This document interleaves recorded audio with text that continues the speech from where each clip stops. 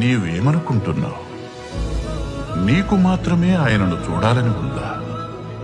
ఆయనకు లేదా? నీ వియోగంలో ఆయన ఎంతో బాధపడుతున్నారు.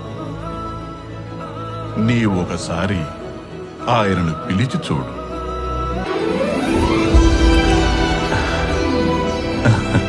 చూడు, నన్ను పిలిచావుగా, నేను వచ్చేశా.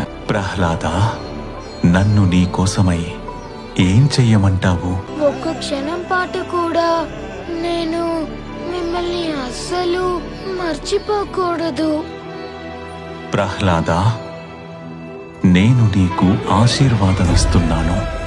ఇక నుండి ప్రతి చోట, ప్రతి వస్తువులో, ప్రతి అంశలో నేనే దర్శనమిస్తాను.